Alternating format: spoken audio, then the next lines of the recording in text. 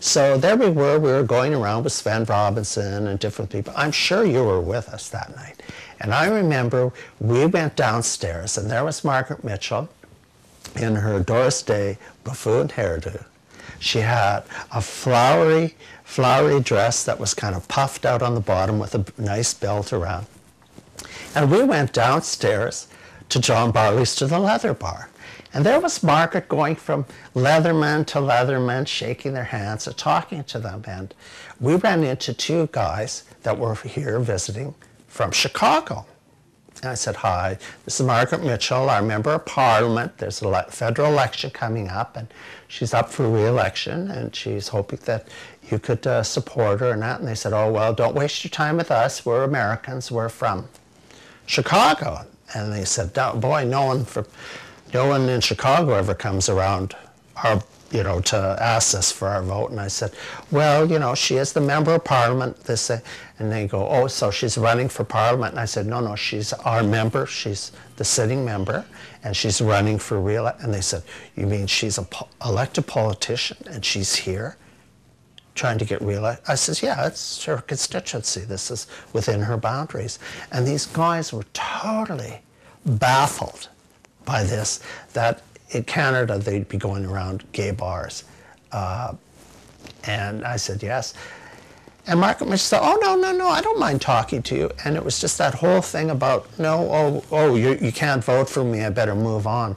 And in those days, when gay people, you'd go into a gay bar and you'd ask ahead of time, could we come in Saturday night? We've got our candidates. You'd give the DJ a little note saying that so-and-so is in the bar tonight. Quite often, they would turn the music off, and they would actually have the DJ, or maybe someone would be given a microphone, or the owner of the club would welcome them into the club. And people at the end would be thunderous applause. And what I explained to people is, before we go on a bar tour, I said, we're not going on kind of a freaky kind of Halloween tour here. We're going, remember, the people you'll be talking to tonight are voters. These are people that vote, and you want their vote. So think of it that way. They'd go through bars and they'd run into people they knew for years, like fellow teachers, or people, that were in unions, or people that stores that they had shopped in. And they'd run into these people at these bars. And these people would say, oh, yeah, I've got a lawn sign. Yeah, I'm working on election day. Yeah, I donated. Can I help you in the campaign? And afterwards, we'd go out to Doll and Penny's or one of those Hamburger Marys to have a little debriefing, because these people just couldn't go home and sleep after this experience. And they would be amazed at how knowledgeable gay people were about politics. They would say, I'm not in your constituency, but I'm in the one next door. They would know all this stuff. They were amazed at how politicized gay people were. And the only place that there was trouble was the Ambassador Hotel, which was kind of the working class of the working class. When they turn off the country or western music and introduce politicians, the crowd would boo. But at all the other ones, they would all cheer, even if they weren't their favorite politician.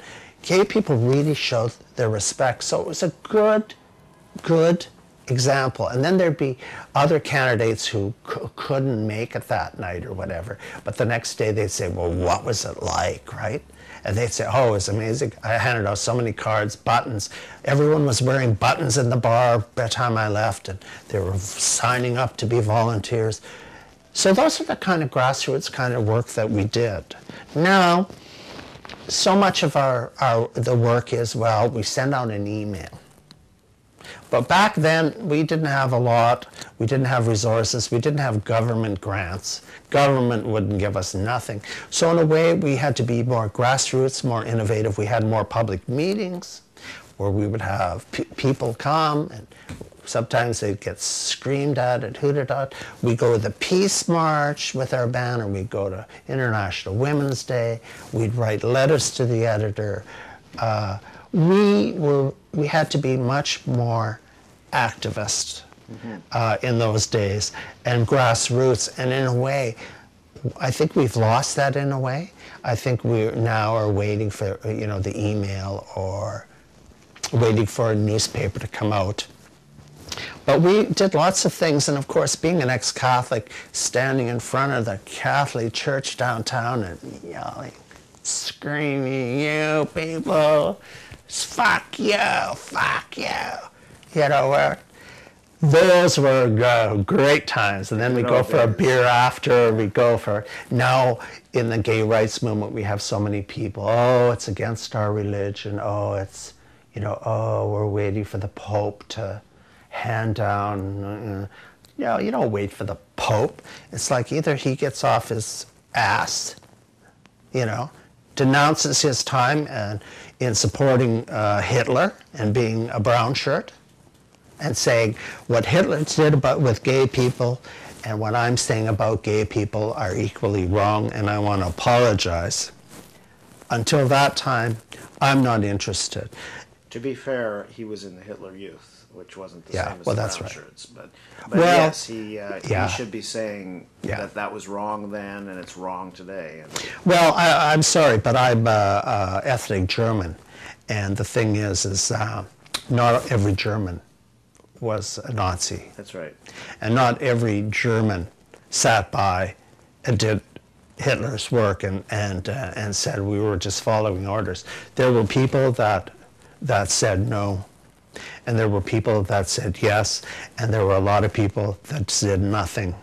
So Too many. I don't agree with the thing about, oh, you know, I was just switching, I was just working at the railway yard, switching the switches, or I don't believe it. I think people have to be very clear on issues around genocide. What were you doing? And if you were doing nothing. And this Pope, I want to say, was the henchman for the Polish Pope that went out and did a purge around the world of gay priests, and not of pedophiles, but went after legitimate gay priests and purged them and set up show trials and ruined a lot of people's lives that had no reason to have their lives ruined. And then he became Pope, and he uses much of the same language as the Nazis about gay people. So I don't feel that I've missed anything by not being in the Catholic Church. But I want to say to other people in the queer community who are very unwilling to take on their own religions, I have no time for them, because I did. I gave everything up of who I was, my identity as a Catholic, and I don't care what religion you are. Other people have to do the same, or the religion has to change. I don't have a problem with people being part of organized religion, but I think people have to stop making excuses that it's easier for me as a German Catholic to stand in front of a cathedral and say fuck off than it is to stand in front of a Sikh temple or a mosque or the Anglican Church, which is now selling out to the Catholic Church, and evangelical churches. Many, many brave people in our community stood up to these powers, and I think everyone has to. There's no free ride, and there's no such thing as it's harder for me to come out than it was for you. Every person who comes out, every person who challenges who they are and is true is equally important, and it's the most courageous thing that queers can do, is to come out. And I think those, we've almost got into a time now where people are saying, oh, but I can't come out. Well, people who came out in a very different time. If you can't come out now, when can you, you know? You know, it's, but I'm not saying it's not hard to come out even today. But when you go to Templeton High School, which is just blocks from here, and they have the Day Without Words, where people sign up to say they're not going to speak all day in solidarity with gay people amongst them who can. And 500 students can sign up. I'll tell you, it's a lot easier than living in Humboldt, Saskatchewan, where in school being taught that if you touched yourself, you would burn in hell. I mean, you know,